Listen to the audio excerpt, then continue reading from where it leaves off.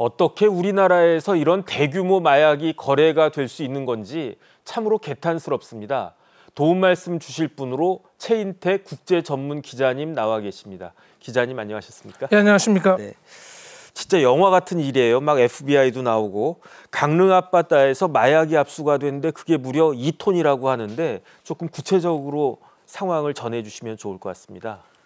예, 강릉 앞바다에서 이제 해외에서 들어온 그 배를 수색을 한 결과 기관실 뒤에서 한 25, 30kg 정도의 박스로 이제 56개가 발견됐는데 이게 이제 그 정도 무게가 되고요. 네네. 그 수많은 사람이 이제 그 쓸 수 있고 그리고 이제 돈으로 따져도 2조 정도 소매가 기준입니다. 그 정도 네네. 되는데 지금까지 그 단일 적발한 마약 중에서 최고입니다. 네네. 이 정도 규모는 지금까지 없었거든요. 네.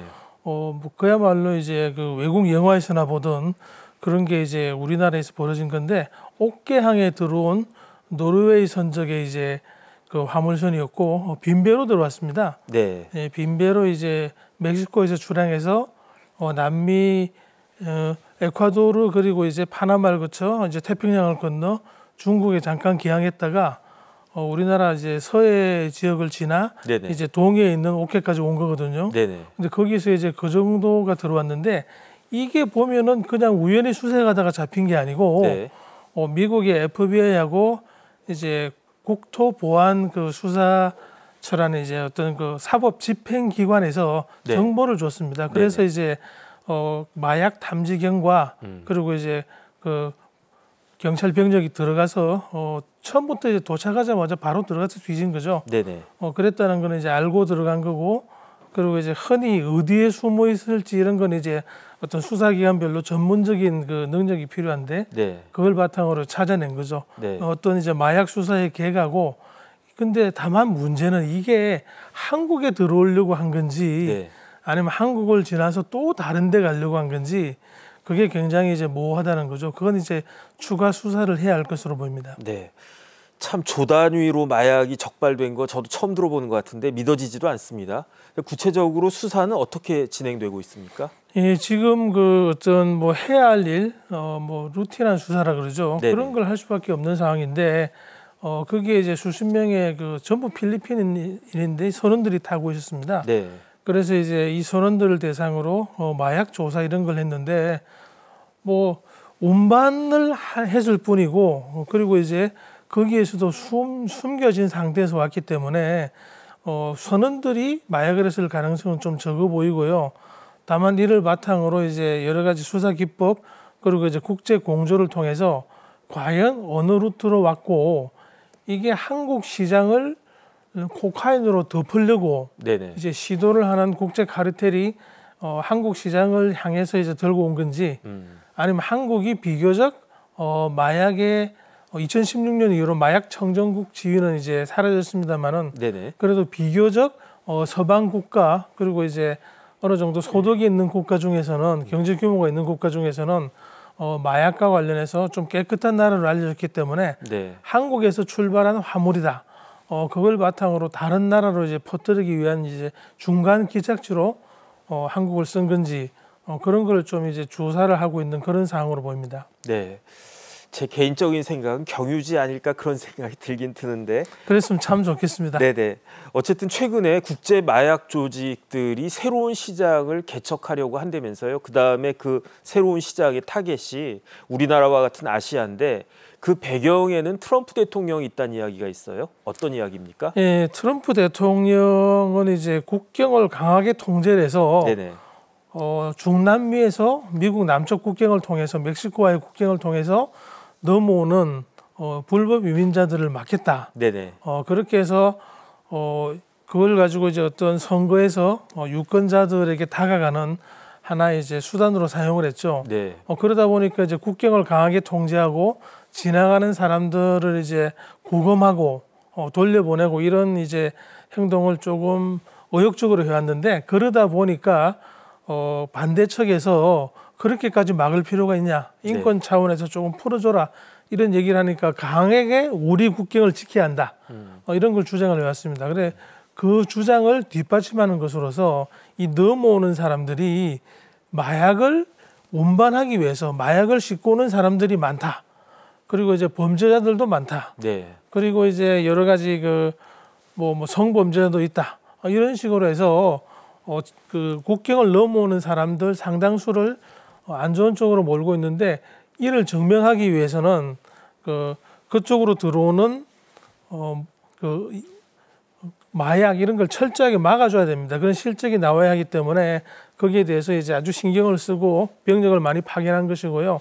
그리고 또 하나의 문제는 미국 사회가 안고 있는 마약 오남용 중에 가장 큰 게 펜타닐이라는 네네. 그 펜타닐은 그 중에 하나인데 오피오이드라고 이거는 마약 비슷한 성분으로 몸에 들어가면은 어떤 진통 효과가 나타나는 네. 그런 의약품들이 있는데요. 그 중에 대표적인 게 가장 많이 쓰는 게 펜타닐이고요. 네. 이 종류의 의약품으로 미국 내에서 이제 미국 의약품 그 남용 통계센터에서 나온 자료를 보니까 최근 1년에 9만 6천 명이 의약품 남용으로 사망했고 그 중에 72%가 네네. 바로 펜타닐과 이제 비슷한 종류의 그런 이제 오피오이드로 이제 사망을 했습니다. 그래서 네. 이걸 막기 위해서 이게 남쪽에서 올라온다. 중국에서 온다. 원료를 중국에서 만들고 이걸 중남미에서 제조해서 국경을 넘어서 미국으로 온다. 네. 그래서 이걸 막는 걸 나의 이제 능력으로 보여주겠다. 네. 그래서 대통령이 되고 나서 가장 먼저 이제 국경을 맞대고 있는 캐나다와 네. 멕시코. 네. 멕시코를 압박을 했죠. 네. 그런 와중에서 이제 어떤 이렇게 이제 압박을 하니까 전 세계 마약 카르텔들이 새로운 시장을 찾아서 미국 말고 다른 데서 자기네들이 이익을 벌충할 그런 데를 찾기 시작한 게 아닌가 그런 생각도 해봅니다. 마침 이런 고민을 전 세계가 하고 있는 상황에서 한국의 동해안에 있는 강릉 근처의 옥계항에서 네. 2톤에 달하는 코카인이 발견된 거는 굉장히 좀 상징적이라고 하겠습니다. 네. 참 걱정을 안 할 수가 없는데 그렇다라고 하면 지금 현재 전 세계에서 마약 소비량이 어느 정도나 됩니까? 이전보다 많이 늘었을 것 같다는 그런 생각은 듭니다. 지금 전 세계에서 가장 마약을 많이 하는 나라는 당연히 미국이죠. 네. 그래서 이제 유엔에서도 걱정을 하고 있고 네. 미국에서도 법집행기관 그리고 이제 보건의료기관 등등에서 굉장히 신경을 쓰고 단속을 하고 조사를 하고 연구를 하고 이제 처벌을 하고 있는데요. 그럼에도 불구하고 유엔의 조사에 따르면은 지금 매년 20-30%씩 늘어나고 있고 지금 지난 1년간 한 번이라도 그 의약품 이제 오남용을 해본 사람이 남용을 해본 사람이 2억 9,700만 명 그러니까 거의 3억에 달한다는 얘기죠. 네. 그리고 이제 이 숫자는 매년 늘고 있고 네. 그리고 이제 의약품 그 오남용에 따른 사망자도 늘고 있고 네. 의약품이라기보다도 이제 마약이라든지 중독성 약품을 얘기하는 거죠.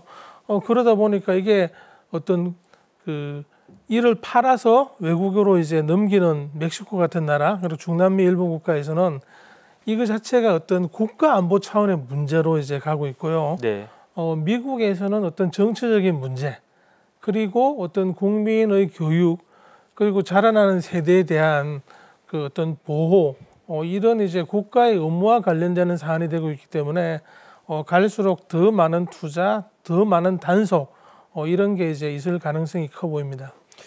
글쎄 그 마약으로 망한 나라가 청나라 아닙니까? 그 중국의 청나라가 마약으로 망했다라고 볼 수도 있는데 참 어떻게 역사가 또 이런 식으로 반복되나 그런 생각이 듭니다. 그런데 세계적으로 유통되는 마약에는 종류가 어떤 게 있고 또 생산지는 어디가 많이 생산을 하고 있습니까? 예, 가장 지금 뭐 많이 쓰는 거는 대마라고 볼 수가 있는데요. 대마는 뭐 대규모 이동이라기보다도 현지 생산이 가능하기 때문에 네. 그렇게 많이 가고 있고요. 그리고 이제 아까 그 코카인이 두 번째였는데 코카인은 좀 비싼 마약입니다. 네. 뭐 효과가 빠르고 약간 길게 가기 때문에 좀 비싼 마약인데 영화에서도 보면은 그 방탕한 이제 부유층들이 혹은 이제 그런 예술하는 사람들이 많이 쓰는 장면이 나오기도 하는데 네네. 그거 자체가 이제 최근에 바뀌었습니다. 방금 말씀드린 이제 그 아편 유사체라는 펜타닐을 비롯한 이제 그런 물질로 바뀌어가지고 네. 그런 물질이 굉장히 싸게 많이 생산이 되고 있습니다. 그리고 아편 자체는 유통이 좀 독특한데요. 생산지와 소비지가 서로 다릅니다. 예, 아편 관련한 이제 그 뭐 여러 가지 종류는 지금 보면은 동남아에 있는 황금의 삼각 지역이라 그래서 네. 태국, 미얀마, 라오스 이 지역에서 많이 나오고요. 또 이제 서남아에 있는 그 초승달은 이슬람을 상징하는데 네. 초승달 삼각지라고 그래서 아프가니스탄은 그 농민들이 그 아편 생산하는 게 거의 주요 산업일 정도로 네. 농업의 상당수를 차지할 정도로 문제가 많았는데 여러 가지 이제 정치적인 정변 이런 것 때문에 조금씩 줄고 있고 그러면 또 이제 미얀마에서 앞으로 많이 생산하지 않을까. 왜냐하면 미얀마는 국토의 절반 정도가 네. 지금 중앙정부가 통제하지 않고 그런 상황이기 때문에 어떻게 될지 모르거든요. 네네. 그러다 보니까 거기서 또 이제 전 세계로 퍼져나가고 있고 펜타닐은 주요 원료가 중국에서 생산이 돼서 중남미에서 이제 완제품으로 만들어서 국경을 넘어서 미국으로 가는 게 많다. 이렇게 추정을 하고 있습니다. 네. 이렇게 마약이 점점 더 이제 대중으로 확산되고 있는데 그 원인이 어떤 원인으로 이렇게 마약이 대중화가 되고 있는 겁니까? 지금 보면은 마약 자체가 전 세계적으로 거대한 비즈니스가 된 게 큰 요인이 아닌가 싶습니다. 네네. 지금 뭐 여러 가지 영화라든지 이런 데서 다큐멘터리에 보면은 정말 그 수천억 달러의 돈이 들어가는 그래서 자가용 비행기로 나르고 잠수함으로 마약을 나르고 별의별 방법을 다 쓰는 그런 이제 마약 카르텔 이제 행태들이 나오고 있고요. 그리고 또 문제가 뭐냐면은 그렇게 해서 과잉 경쟁이 생기고 과잉 생산이 되면서 마약값이 싸졌습니다. 네. 한국에서 잘 알려진 이제 메스암페타민 그리고 이제 미국 영화 같은 데 자주 나오는 코카인 이런 거는 거의 가격이 반토막이 났거든요. 반토막이요. 예, 그러다 보니까 첫째 이제 그게 유혹받기 쉬운 그 최종 소비자들에게 가격 경쟁력이 있어서 접근이 쉬워지고 있고요. 네. 또 하나는 그러므로 해서 거대 자금이 필요 없이 바로 뛰어들 수 있기 때문에 어떤 범죄 조직들이 마약을 다루는 경우가 갈수록 전 세계적으로 늘고 있다. 네네. 그런 문제가 동시에 이제 시너지로 작용을 해서 전 세계 이제 특히 청소년을 상대로 이전에는 이제 별로 그 마약의 어떤 공격 대상이 아니었던 여성까지도 대상으로 해서 굉장히 많은 그 마약 불법 그 카르텔들이 활동을 하고 있다. 그게 이제 가장 큰 요인의 하나가 아닌가 그렇게 이제 분석되고 있습니다. 결국 마약이 이제 대규모 비즈니스, 쉽게 말하면 큰 돈 되는 산업이 되어버렸다. 그렇게 볼 수가 있을 것 같고 그다음에 이런 마약으로 인해서 가장 큰 피해를 보는 나라는 미국일 테니까 미국 입장에서는 강경하게 대응할 수밖에 없지 않나 그런 생각이 드는데 그러니까 당장 트럼프 대통령이 마약 카르텔을 아예 테러리스트로 지정했다면서요? 예, 그렇습니다. 대통령이 되자마자 원래 공약이기도 하고요. 취임한 날에 그 대통령 행정명령에 서명을 해서 네네. 마약 카르텔은 테러 조직에 준해서 사법기관들이 어떤 단속을 하고 수사를 하고 그리고 이제 관련자들을 처벌할 수 있는 그런 이제 어떤 틀을 만들었습니다. 트럼프는 1기 때도 일을 하려고 했는데 멕시코가 그건 조금 좀 심한데 우리가 알아서 자율적으로 규제를 해보겠다고 했기 때문에 어떤 외교 문제까지 생각해서 일단 중지를 했는데 지금 2기가 되니까 거침이 없어진 거죠. 네네. 이렇게 하면 이제 본인의 인기도 높아지는 거고 그리고 또 하나 주목할 점이 트럼프가 이번에 성부처로서 대통령이 되는데 가장 크게 기여한 데가 옛날에 공업지대였다가 지금은 이제 쇠락한 지역 네네. 러스트밸리 지역인데요. 네네. 이 지역은 가난한 사람 그리고 이제 그 실업보험으로 사는 사람들 뭐 이런 사람들이 가정이 붕괴하고 직장이 없고 이런 사람들이 많은데 이런 사람들 사이에서 마약 중독률이 굉장히 높아지고 있다는 겁니다. 그러다 보니까 이제 뭐 오하이오, 펜실베니아 이런 지역에 어떤 그 주 정부 자체로서 그리고 주민들 사이에서 이건 정말 큰 문제다. 연방 정부가 나서서 네. 해외에서 만들어져서 미국으로 들어오는 유통 이 단계를 철저히 막고 마약을 뿌리 뽑을 수 있게 강력한 철권 행정을 펼쳐야 된다. 이런 주장들이 나오고 있는데 트럼프가 이제 거기에 맞춰서 더욱더 이제 강력한 정책을 펴고 있는 거죠. 하나의 그 트럼프 정치의 중심, 국내 정치의 중심 요소의 하나가 아닌가 그렇게 생각이 듭니다.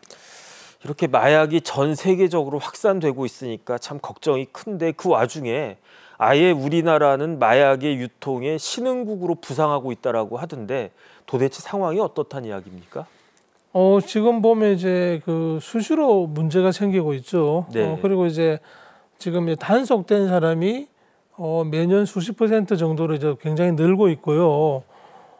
그리고 하나 또 주의해서 볼 점은 네. 마약을 하는 사람들이 어떤 범죄에 빠진 사람, 인생의 나락에 빠진 사람들이 아니고 네. 멀쩡한 중산층 가정의 자제들 그리고 이제 심지어 전문직들도 어떤 향락을 위해서 네. 마약을 하는 경우가 그러다가 이제 잡히는 일이 갈수록 늘어나고 있다는 겁니다. 마약의 일상화, 아무렇지도 않게 보는 사회적 태도, 그런 거는 정말 마약 확산을 막는 그래서 한국이 어떤 그 중독 국가가 되는 것을 중간에 차단하는 그런 정책에서 가장 큰 걸림돌이 아닌가 싶습니다. 마약에 대해서 경각심을 가질 수 있게 네. 학교에서부터 교육을 철저히 하고 그리고 사회적으로 거기에 대해서 좀 엄벌주의로 가서 마약을 하는 것 자체는 어떤 용서의 대상이 아니다. 네. 이거는 다른 사람들에게 경고의 의미로 어떤 이제 그 잡히는 사람들이 어떤 벌을 받는지를 잘 보여주는 네. 그런 이제 정부의 자세가 필요하다고 하겠습니다. 이전에는 진짜 마약하면 뭐 재벌 연예인 이런 사람들이 대마초나 피는 정도로 생각을 했었는데 이제는 평범한 사람들에게까지도 마약이 퍼진 것이 아닌가. 심지어 우리나라가 국제 마약 거래의 허브로 부상하고 있다는 이야기도 있던데 참 여러 가지로 걱정이 많습니다. 예, 그렇습니다. 한국이 가지고 있는 마약에 대해서 비교적 깨끗한 이미지, 네네. 이 이미지를 이용을 해서 한국발 우편물, 한국발 화물, 이런 거를 통해서 정말 마약에 오염돼서 나르코틱 칸츄리라고 나르코틱 네네. 스테이트라 그래서 중독 국가로 이제 분류해서 특별히 관리하는 나라들이 많은데요. 그런 데서 여러 경로를 거쳐서 한국에 와서 한국에서 예를 들어서 유럽으로 가져갔다 그러면은 처음에 이제 전체 움직인 걸 다 보겠지만 그 여러 가지 이제 관리를 통해 가지고 한국에서 온 거기 때문에 조금 이제 감시라든지 이런 게 느슨할 수도 있는 그런 걸 이제 이용하는 집단들이 생기고 있다는 거죠. 네네. 이건 정말 한국의 명예 그리고 이제 한국이란 나라의 국제적인 브랜드를 지키기 위해서도 철저히 막아야 합니다. 그리고 무엇보다도 우리 국민 그리고 이제 자라나는 세대에 대해서 마약을 철저히 차단할 수 있는 그런 정책이 필요합니다. 그렇게 함으로 해서 한국이 어떤 마약 중간 허브가 되는 이런 불상사도 막을 수가 있고요. 네. 국제적인 공조도 필요하고 한국 사회 자체가 이제 마약에 대해서 혹시 지나가는 거라도 철저하게 이제 어떤 신고를 하고 서로 경각심을 가지는 그런 마약주의 국가가 되는 그런 게 필요하다고 생각이 듭니다.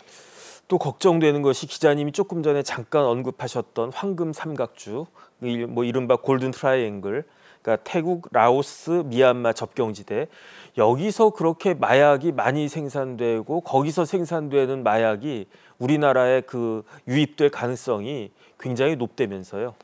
그렇죠. 거기 또 국내에서 관광을 특히 많이 가는 지역이고요. 네네. 태국은 많이 가죠. 태국도 많이 가고 라오스도 이제 조용한 지역이라고 네. 최근에 갈수록 인기가 좋아지고 있고요. 네네. 그리고 미얀마도 군부 독재 이런 게 있음에도 불구하고 불교 순례라든지 혹은 문화 순례로 많은 사람들이 가고 있습니다. 그런데 거기서 이제 산악 지역에서 몰래 키우고 있는데요. 네.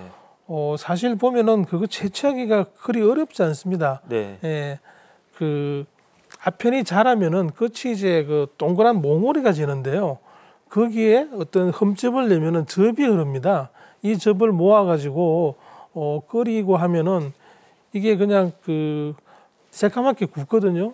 지역 사람들은 이걸 가지고 네네. 말라리아나 뭐 이질이나 이런 게 생겨서 이제 열이 나고 통증이 생기고 특히 설사가 날 때 이걸 조금 먹이면은 그 안에 있는 성분 때문에 진정이 되거든요. 그래서 일반 약으로 많이 쓰고 있는데 그걸 가지고 뭐 정제하고 하면은 헤로인이 되고 다양한 이제 생산품이 되는데 한국에서 관광을 가서 아무 생각 없이 한번 이제 그 뭐 경험해 보겠다. 이게 뭐 문제가 되냐? 한국 돌아가면 뭐 끝인데 여기서 한 번만 딱 경험하자는데 한 번이 아닐 수가 있습니다. 그렇죠. 예, 그런 생각을 해서 마약은 근처에 가지도 경험하지도 접촉하지도 않는 그런 자세가 필요하다고 하겠습니다. 네. 절대로 져서는 안 되는 전쟁이 있지 않습니까? 첫 번째 범죄와의 전쟁, 두 번째가 마약과의 전쟁이라고 할 건데 어떤 대책이 있을까요? 정부 입장에서는 이제 그 근본 세건할 수 있게 어떤 네. 조직들을 철저하게 관리하고 특히 이게 한국의 마약은 전부 해외에서 한국으로 들어오거든요. 네네. 지금 국내 제조는 거의 뭐 사라졌다고 볼 수 있겠습니다. 메스암페타민도 심지어 이제 지금 뭐 해외에서 오는 게 굉장히 많고 한국에서는 거의 이제 제조하다가 잡힌 일이 없거든요. 네.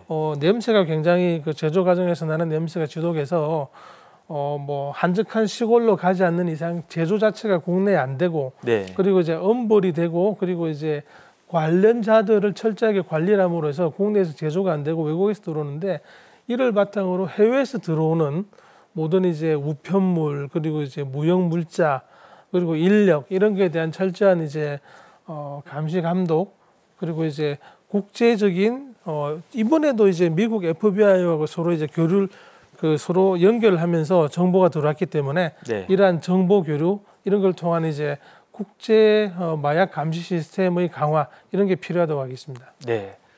지금까지 도움 말씀에 최인택 국제 전문 기자님이셨습니다. 기자님 오늘도 감사드립니다. 고맙습니다.